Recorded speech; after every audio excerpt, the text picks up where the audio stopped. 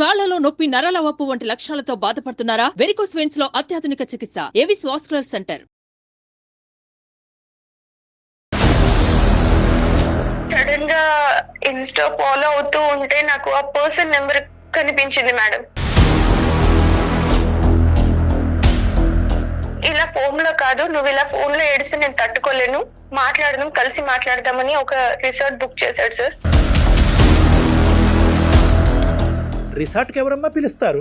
అసలు ఆయన పిలవటం ఏంటి, మీరు వెళ్ళటం ఏంటి? ఏదో తెలియకపోయాను అంటే కనుక కాదు. అనుకోకుండా అక్కడ చిన్న మిస్టేక్ అయింది సార్. 3 months కి తెలిసింది సార్ నేను కన్సీవ్ అని. అయ్యో రామా. నేను నా కడుపులో పెరుగుతున్న బిడ్డకి తండ్రి నా భర్త కాదన్న విషయం నా ఒక్కదానికే తెలుసు సార్.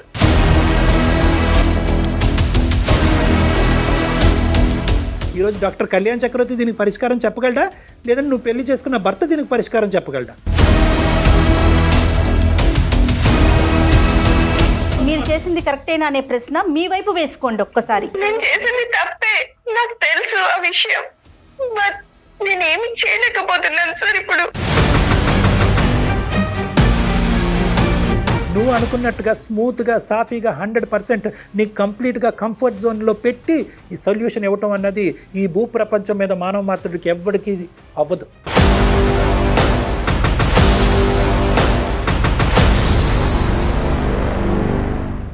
నమస్తే కళ్యాణ్ గారు. నమస్తే జయ గారు. కళ్యాణ్ గారు, శశి అని ఒక ఆమె మనకి మెయిల్ చేశారనమాట. తన పర్సనల్ ఇష్యూ చాలా మలుపులు తిరిగిందండి. ఎలాంటి ఆలోచనలు చేస్తున్నారు, ఎక్కడికి పోతుంది అని అనిపించింది నాకైతే పర్సనల్గా. బట్ మీరే కరెక్ట్గా దానికి ఒక సలహాలు సూచనలు ఇవ్వాలి. నెంబర్ ఉంది నా దగ్గర, కాల్ చేస్తాను. శశి అంటే నేను అంటే పూర్తి పేరు ఏంటో అంటే పూర్తి పేరు శశిరేఖ అయి ఉండొచ్చేమో బహుశా. నేను జయానండి, అందమైన జీవితం ప్రోగ్రామ్ నుంచి కాల్ చేస్తున్నాను. మేడం నమస్కారం అండి. నమస్తే అండి. నమస్తే. మీ మెయిల్ చూశాను, మాట్లాడొచ్చా మీతో? Madam right. నాతో పాటు డాక్టర్ కళ్యాణ్ చక్రవర్తి గారు కూడా ఉన్నారు, స్టూడియోలో ఉన్నాము. ఒక్కసారి మీరు మెయిల్లో ఏదైతే పెట్టారో ఒకసారి డాక్టర్ గారితో మాట్లాడండి. Okay madam. రైట్ డాక్టర్ గారు. నమస్తే శశి గారు. నమస్కారం సార్. పూర్తి పేరు ఏంటమ్మా? శశిరేఖ? నా పేరు శశిరేఖ అండి, కరెక్ట్, కానీ శశి అని పిలుస్తారండి. చెప్తా ఏంటమ్మా సమస్య, ఎవరిది? డాక్టర్ గారు, నాకు పెళ్ళి 6 సంవత్సరాలు అవుతుందండి, 6 years అవుతుంది. మా husband the dry fruits business అండి. బానే ఉంటాము, ఇద్దరం హ్యాపీగానే ఉంటున్నాము. సో ఏంటంటే నాకు పిల్లలు లేరండి. ఓకే. పిల్లలు లేరని చెప్పేసి చాలా సఫర్ అవుతూ ఉన్నాను. చాలా మంది డాక్టర్లను కలిసాను, చాలా గుళ్ళల్లోకి వెళ్ళాను, చాలా నా వరకైన ప్రయత్నాలన్నీ నేను ట్రై చేస్తూనే ఉన్నాను మేడం. డాక్టర్ దగ్గరికి వెళ్ళినప్పుడు కూడా అన్ని టెస్టులు కూడా చేశారు నాకు. సో టెస్టులు చేసినప్పుడు కూడా ఓకే, నాకేం ప్రాబ్లం లేదు, పర్వాలేదండి, మీకు అంతా బానే ఉంది అని చెప్పారు డాక్టర్లు కూడా. ఒకరిద్దరిని అలా చాలా మంది డాక్టర్లను కన్సల్ట్ అయ్యాము. ప్రాబ్లం ఏం లేదు మేడం, అవుతుంది అని చెప్పారు. ఓకే అండి అని చెప్పాను. చెయ్యని ప్రయత్నం లేకుండా ప్రతి ఒక్క ప్రయత్నం చేస్తున్నాను, కనపడ్డ రాయి కల్లా మొక్కుతూ ఉన్నాను. ఇలా ఉంటూ ఉండగా కాదమ్మా, కౌన్సిలింగ్ కి ఇద్దరు వెళ్తారు కదా, తను కూడా వచ్చారా, మీ హస్బెండ్ కూడా వచ్చారా? అవును మేడం.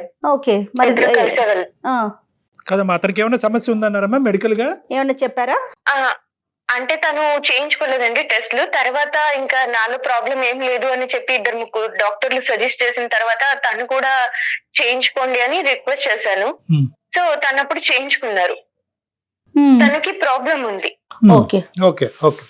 సో తనకి ప్రాబ్లం ఉంది, మెడిసిన్ వాడితే ప్రాబ్లం క్యూర్ అవుతుందండి, మీకు పిల్లలు అవుతారు అని చెప్పారు. ఓకే అండి అని చెప్పి తను మెడిసిన్ వాడుతూ ఉన్నాడు. ఇంకా ఫ్యామిలీలో ఎలా ఉంటుందో తెలుసు కదా సార్, పిల్లలు లేకపోయేటప్పటికి సూటిముటి మాటలు, అసలు ఎలా అంటే చాలా ఇబ్బందిగా ఫీల్ అయ్యేదాన్ని. అయినా కూడా పర్వాలేదులే, నా హస్బెండ్ నన్ను చూసుకుంటున్నాడు కదా, అవుతుందిలే, మాకు ఎప్పటికైనా అవుతారు పిల్లలు అన్న హ్యాపీనెస్ లో ముందుకు వెళ్తూ ఉన్నాను, ఎవరేమన్నా పట్టించుకోకుండా అలా జీవితాన్ని కొనసాగిస్తూ ఉన్నాను. ఇది ఇలా ఉండగా ఎప్పుడు తను భోజనానికి నేను క్యారియర్ పంపిస్తాను తనకి, షాప్ కి. తనైనా వచ్చి తింటారు, నేనైనా వెళ్ళి ఇవ్వడం, అలా జరుగుతూ ఉండేది. ఒక రోజు సడన్ గా అనుకోకుండా తను నాకు ఆకలి లేదు, నేను రాను అన్నారు. లేదు భోజనం చేయాల్సిందే అని చెప్పేసి నేను క్యారియర్ తీసుకొని షాప్ కి వెళ్ళానండి. ఉమ్, నేను షాప్ కి వెళ్ళే లోపల తను అక్కడ ఇంకొక అమ్మాయితో కూర్చుని చాలా సరదాగా చాలా ఇదిగా మాట్లాడుతూ ఉన్నారు. నేను అక్కడ ఉన్నానని చూసి కూడా నన్ను ఆ అమ్మాయికి కూడా ఇంట్రడ్యూస్ చేశాడు. చేసి కూడా వాళ్ళిద్దరూ హద్దులు దాటి నా కళ్ళ ముందరే అలా ఉండడం చూసి తట్టుకోలేకపోయాను.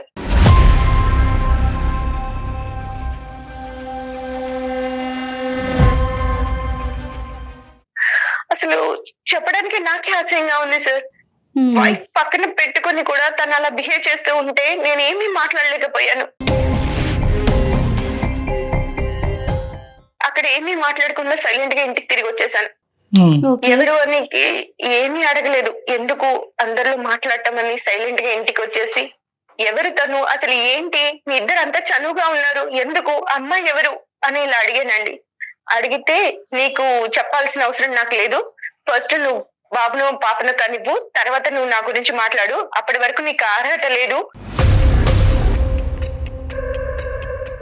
నీకు అసలు ఏమనుకుంటున్నావు, నీకేముందని మాట్లాడుతున్నా నాతో అని చాలా గట్టి గట్టిగా అరిచి గొడవ చేసి కొట్టేసి వెళ్ళిపోయాడండి.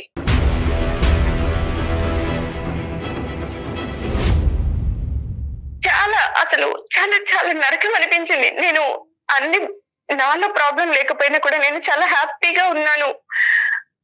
నా ప్రాబ్లం నాలో లేదు, తనలో ఉన్నా కూడా నేను అవన్నీ పట్టించుకోకుండా తనతో జీవితాన్ని కొనసాగిస్తూ చాలా సంతోషంగా ఉంటూ ఉన్న టైంలో తను ఇలా చూసి తట్టుకోలేకపోయాను మేడం.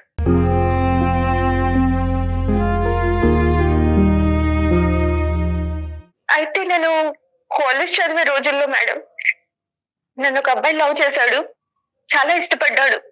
ఉమ్, చాలా ఇదిగా ప్రతి ఒక్కరికి గోడల పైన శశి శశి శశి అభి అంటే ప్రతి ఒక్కరికి నోటెడ్, అలా ప్రతి ఒక్కరు అలా హ్యాపీగా ఉండేవాళ్ళు. అప్పుడు నన్ను లవ్ చేసేవాడు. కానీ తను చాలా అందగాడేం కాదు, అందంగా లేడు, పెద్దగా చదువుకోలేదు. తను తన లైఫ్ ని లీడ్ చేసుకోవడమే కష్టం, తనకి చాలా బాధ్యతలు ఉన్నాయి. ఓకే. ఇంకా నన్ను పోషించే సంపాదన కూడా తను సంపాదిస్తాడో లేదో అని ఆలోచిస్తారు కదా మేడం. నేను ఆ టైంలోనే మా నాన్నగారికి చెప్పుండొచ్చు నేను ఇలా లవ్ చేశాను అని. కానీ ఎవరైనా కన్న తండ్రికి ఉంటుంది కదా మేడం, నా కూతుర్ని నాకంటే గొప్ప వాళ్ళకి ఇచ్చి చేయాలి. అతను మాత్రమేనండి. నేను ఇష్టపడ్డాను. ఓకే. పెళ్లి దాకా వెళ్ళలేదు అంతేనా? Yes madam. Okay okay. నేను పెళ్లి చేసుకుంటే తను మర్చిపోతాడు, హ్యాపీగా ఉంటాడులే అని అనుకున్నానండి. ఓకే.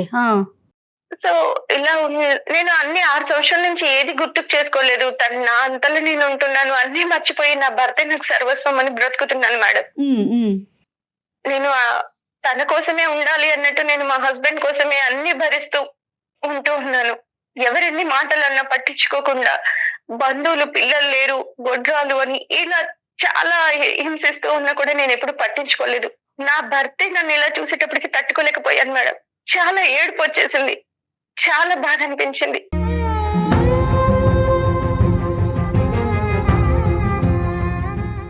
సడన్ గా ఇన్స్టా ఫాలో అవుతూ ఉంటే నాకు ఆ పర్సన్ నెంబర్ కనిపించింది మేడం. ముందతంది. Yes madam. సో కాల్ చేయాలి అనిపించింది, నా బాధ చెప్పుకోవాలి అనిపించింది. కాల్ చేశాను, నా బాధ అంతా చెప్పాను. సరే కలుద్దాం అని అన్నారు సార్. ఎందుకు కలుద్దాం అన్నాడమ్మా? ఇలా ఏడవ బాకు, ఏం కాదు, అన్ని సర్దుకుంటాయి, సరే కలిసి మాట్లాడదాం. ఇంతకాలం బట్టి అతను పెళ్లి చేసుకోకుండా ఉన్నాడమ్మా అతను? లేదు సార్, తనకి పెళ్లి అయింది. పెళ్లి అయ్యిందా? Okay okay. Yes sir. అతను హ్యాపీగానే ఉన్నాడమ్మా అతను మ్యారేజ్? ఇంకా నేను అవన్నీ ఏం మాట్లాడలేదు సార్. నా బాధని నేను తనకి చెప్దాం అన్నట్టు ఫోన్ చేశాను. చెప్పగానే లేదు ఇలా ఫోన్ లో కాదు, నువ్వు ఇలా ఫోన్ లో ఏడిస్తే నేను తట్టుకోలేను, మాట్లాడదాం, కలిసి మాట్లాడదామని ఒక రిసార్ట్ బుక్ చేశాడు సార్. సో అక్కడికి వెళ్ళామండి.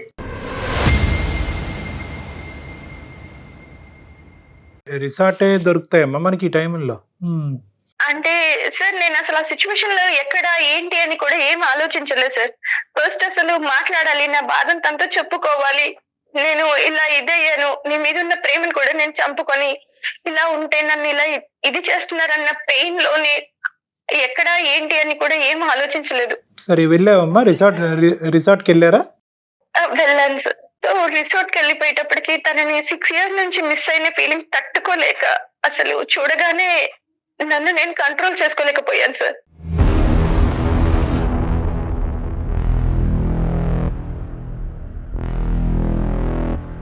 అసలు నా బాధ అతన్ని చూడగానే నాకు ఏడుపు కూడా ఆగలేదు.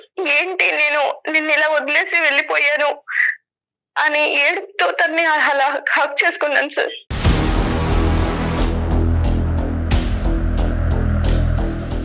హక్ చేసుకొని నా బాధ అంతా తనకి చెప్పుకొని చాలా ఫీల్ అయ్యాను.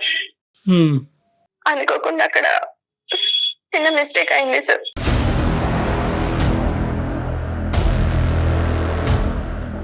అలా కలుసుకుని బాధ చెప్పుకోవటం అంటే కనుక మనసులు కలుసుకుని చెప్పుకోవటమా, లేదంటే భార్యాభర్తల కింద కూడా కలిసారా? ఎస్ సార్, 3 months కి తెలిసింది సార్ నేను కన్సీవ్ అని. అయ్యో రామా. సో కన్సీవ్ అవ్వగానే ఇంట్లో వాళ్ళందరూ ఎప్పటి నుంచో ఎదురు చూస్తున్నారు కదా, చాలా హ్యాపీగా ఫీల్ అయిపోయి అందరికి బంధువులకు చెప్పుకోవడము, చాలా సెలబ్రేషన్ లాగా చేసుకుంటున్నారు, చాలా హ్యాపీగా ఫీల్ అవుతున్నారు. మా హస్బెండ్ కూడా అందరూ చాలా ఒక ఫెస్టివల్ లాగా చేసుకుంటున్నారు సార్. యాక్చువల్లీ అక్కడ విషయం ఏంటంటే, యాక్చువల్లీ నా కడుపులో పెరుగుతున్న బిడ్డకి తండ్రి నా భర్త కాదన్న విషయం నా ఒక్కదానికే తెలుసు సార్.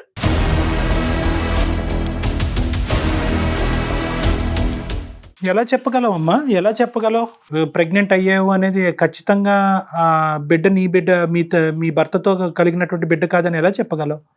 అంటే నేను అప్పటి నుంచి ఎలా అంటే, నేను మా హస్బెండ్ లేదు సార్, ఇద్దరం దూరంగా ఉన్నాం సార్.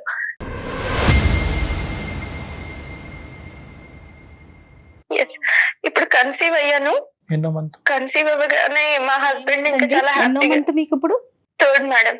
చాలా పెద్ద ఊబిలోనే కూరుకుపోయావు. నాకు ఇప్పుడు బాధ ఏంటంటే సార్, ఇది నా హస్బెండ్ వల్ల కాదు, తన వల్ల. నేను ఈ విషయం తనకి ఎలా చెప్పాలి? చెప్పకుండా ఉండాలా? చెప్పకుండా మోసం చేయాలా? ఈ బాధను నేను తట్టుకోలేకపోతున్నాను సార్. ఇలాంటి పాపం చేశాను, నన్ను ఏం చేయమంటారు? నేను ఎవరికి చెప్పుకోలేకపోతున్నాను, సంతోషంగా ఉండలేకపోతున్నాను. అసలు చనిపోవాలనిపిస్తుంది సార్, చచ్చిపోతే బాగుండేమో అనిపిస్తుంది. కానీ నా చావుకి నా పాప కారణం కాకూడదు కదా.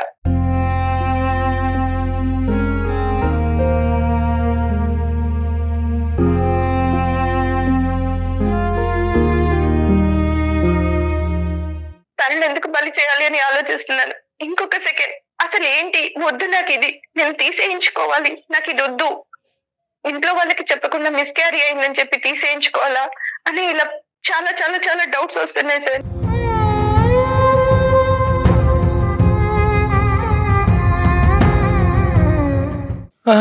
అమ్మా, ఇప్పుడు ఇలాంటి పరిస్థితుల్లో ఎవరు మాత్రం ఏం చెప్పగలరు తల్లి? ఇప్పుడు మోసం చేశానా, నా భర్తను మోసం చేస్తున్నాను అనేటటువంటిది నువ్వు బిడ్డతో కన్సీవ్ అయ్యాక అనిపించిందా, లేదంటే ఆ అబ్బాయితో కలిసిన తర్వాత ఆ రిసార్ట్లోంచి బయటకు అడుగు పెట్టినప్పుడు అనిపించిందా? అదే మోసంగా, అది కూడా మోసమేగా. ఇప్పుడు నా భర్తను నేను ఇలా చూశాను, ఇలాగా ఏకలు పక్కపక్కలు అనేటటువంటి అంశాన్ని చూసావు, దానికి మించి నువ్వేమీ చూడలేదు మీ భర్తతో. వాళ్ళు ఫ్రెండ్స్ అయ్యి ఉండొచ్చు, ఇంకోటన్నా అయ్యి ఉండొచ్చు. ఇప్పుడు బిడ్డ పుట్టాడు కాబట్టి పెద్ద తప్పు, బిడ్డతో కన్సీవ్ అవ్వకపోతే చిన్న తప్పు కాదు. At the end of the day it's a breach of trust, నమ్మక ద్రోహం ఇది.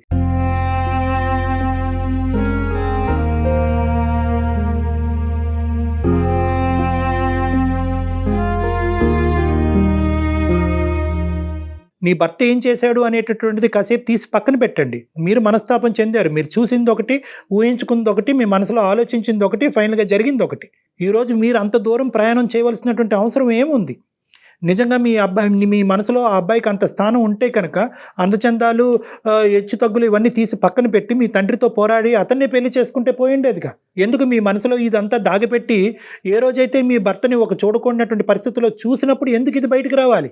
ఇలాంటివి చాలా ప్రశ్నలు వస్తాయమ్మా. ఈరోజు ఏం చెయ్యాలి అని సింపుల్గా మాకు ఫోన్ చేసో లేదంటే మాకు ఈమెయిల్ చేసో అడుగుతున్నారు. నిజంగా ఇటువంటి సమస్యలకి అంత స్ట్రైట్ ఫార్వర్డ్ రెస్పాన్స్ అండ్ నేను తట్టుకోలేకపోయాను సార్. తనని ఆ అమ్మాయితో ఉండే విధానము అవన్నీ చూసి నాకు చాలా బాధ వేసింది. విడాకులు ఇవ్వండి, అతని మీద కంప్లైంట్ చేయండి, పెద్దల్ని పిలిచి పంచాయతీ పెట్టండి. 1,00,000 సమస్యలకి 1,00,000 పరిష్కారాలు ఉంటాయి. కానీ ఈ పరిష్కారాలు ఏంటమ్మా? అతను దిగాడు కాబట్టి నేను దిగుతాను, అతను వేరే తప్పు పద్ధతిలో అనుభవించాడు కాబట్టి నేను అనుభవిస్తానంటే ఇంకేముంటది? ఈ సమాజం ఉంటుందా? బతుకుంటుందా ఈ సమాజం? కుటుంబ వ్యవస్థ అనేటటువంటి దానికి ఒక మీనింగ్ ఉంటుందా? అక్కడికి వెళ్ళిన తర్వాత అసలు అనుకోని నో అమ్మా, అక్కడికి వెళ్ళిన తర్వాత అనుకుని, అక్కడికి వెళ్ళక ముందు అనుకుని కాదమ్మా. అతను నిజంగా కావాలి అని అనుకుంటే కనుక ఫోన్లోనే నేను ఓదార్చుండేవాడు, లేదంటే మీ ఇంటి కిందకి కానీ అతని ఇంటికి పైన కానీ ఎక్కడో చోట మాట్లాడుకునేవారు. రిసార్ట్కి ఎవరమ్మా పిలుస్తారు? అసలు ఆయన పిలవటం ఏంటి, మీరు మీరు వెళ్ళటం వెళ్ళటం ఏంటి? ఏదో తెలిగిపోయాను అంటే కనుక చిన్నపిల్లలండి కాదు. మీరు. మీకు ఇక్కడ బాధ కలిగింది, అక్కడ ఒక పులకరింపు వచ్చింది, ఇక్కడ బాధలో ఆ పులకరింపు వచ్చింది, ఆ పాత జ్ఞాపకాలు గుర్తొచ్చినాయి. అదే కరెక్ట్ ఏమో అని అనుకున్నారు. నేను అంత సిన్సియర్గా అతను వదిలేసి ఇతను చేసుకోవటం వల్ల ఈ జీవితం ఇలా అయిపోయిందేమో, అతన్నే చేసుకుని ఉంటే కనుక ఒక తప్పు చేయనటువంటి భర్త నా జీవితంలో దొరుకుండేవాడేమో అని చెప్పి మిమ్మల్ని మీరు సముదాయించుకుని ఒక ఆలోచన ప్రకారమే అయ్యిందమ్మా. ఇది అంత కళ్ళు మూసుకుని జరిగింది కాదు. దయచేసి ఆ మాటలు లేదు మాట్లాడు. సార్, అసలు ఆలోచన మాకు రాలేదు సార్. తనలో కానీ నాలో కానీ 6 years వరకు కలవాలి, మాట్లాడాలన్న థాట్ కూడా నాలో లేదు సార్.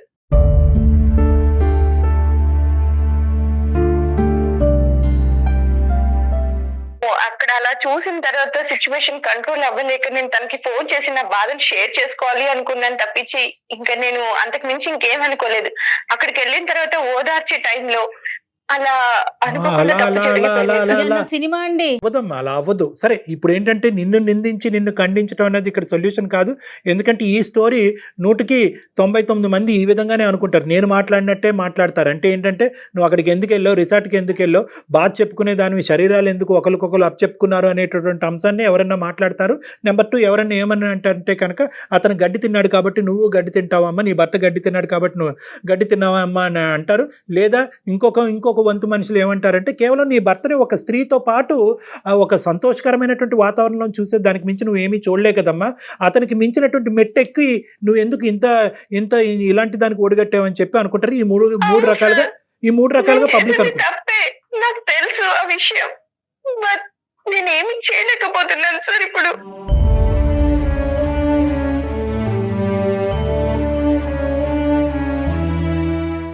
నువ్వేం చేయాలని అనుకుంటున్నావు చెప్పమ్మా ఫస్ట్, తర్వాత ఏం చేస్తే బాగుంటుంది అన్నది మేము చెప్తాం. ఫస్ట్ నువ్వేమనుకుంటున్నావు? నీ కానటువంటి బిడ్డని ఇదే విధంగా దిగమింకుని సీక్రెట్గా పెంచి పెద్ద చేస్తే కనుక అభిమానాలు ఆప్యాయతలు పెరిగిన తర్వాత నమ్మక ద్రోహం చేసిన దాన్ని అవుతానేమో అనిపిస్తుంది సార్. ఆ నిందని నేను మొయ్యలేను సార్.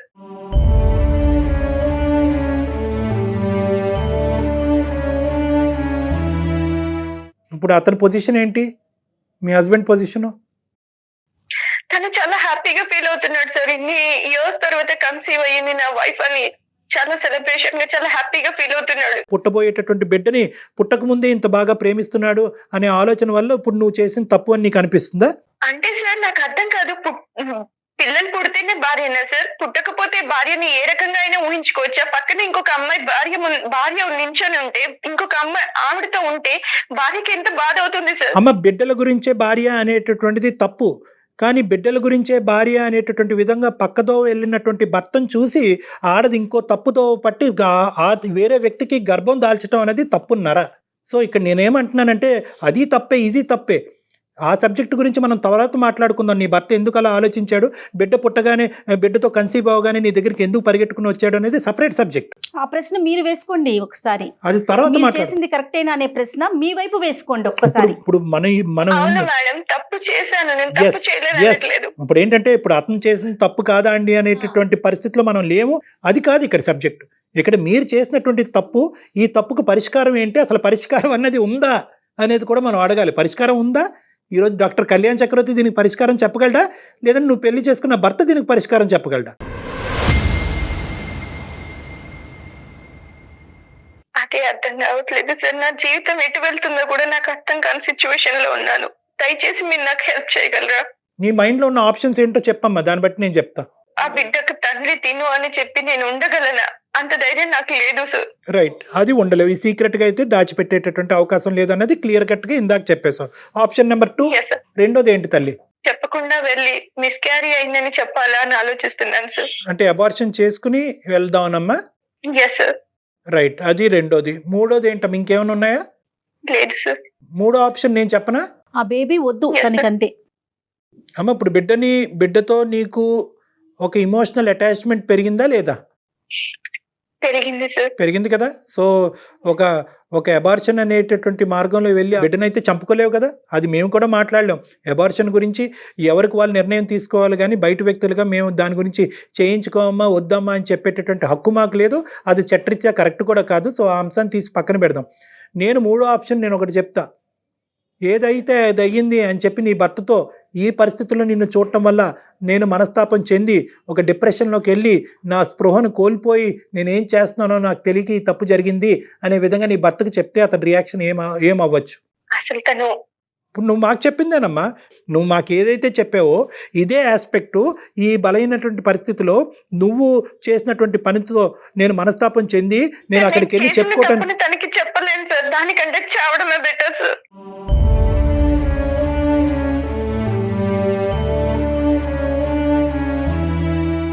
నేను తనకి చెప్పి తనని బాధ పెట్టి ఇలా అవ్వడం కంటే నేను సూసైడ్ చేసుకోవడమే కరెక్ట్ సార్.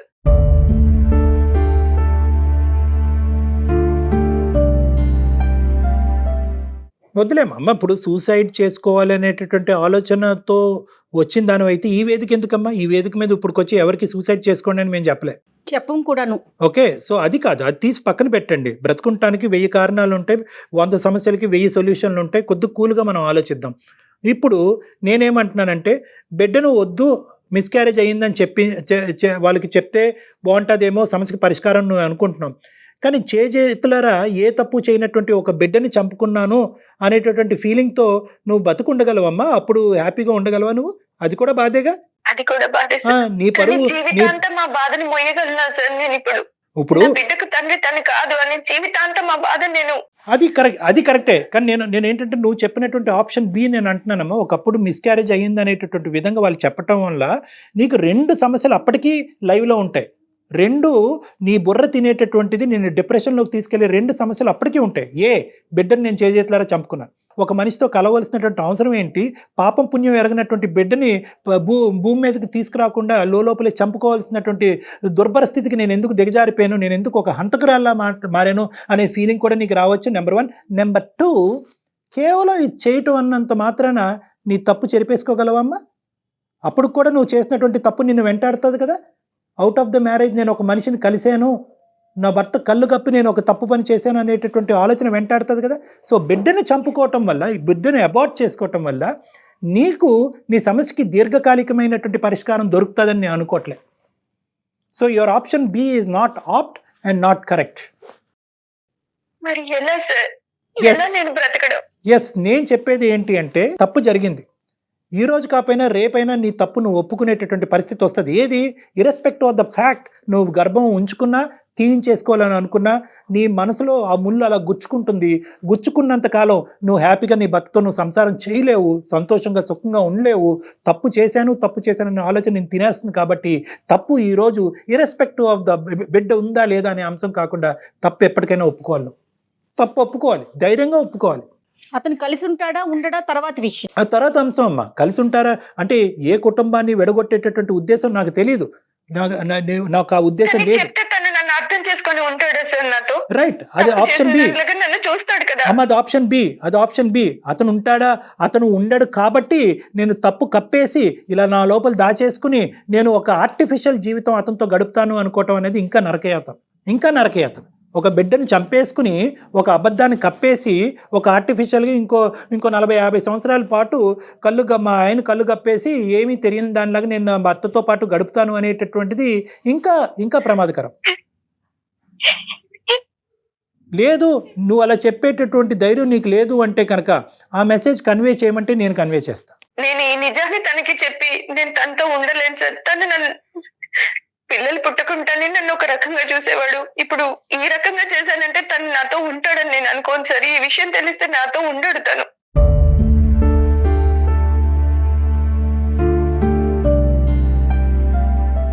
చూడమ్మా, అన్ని తప్పులకి ఒక పాజిటివ్, చాలా కంఫర్టబుల్ సొల్యూషన్ వస్తుంది అని అనుకోవద్దమ్మా. ఒక చోట ఇప్పుడు నీ భర్త నీతో ఉంటాడా లేదా అనేటటువంటిది ఒక ఆఫ్టర్ ఇష్యూ, ఒక సెకండరీ ఇష్యూ.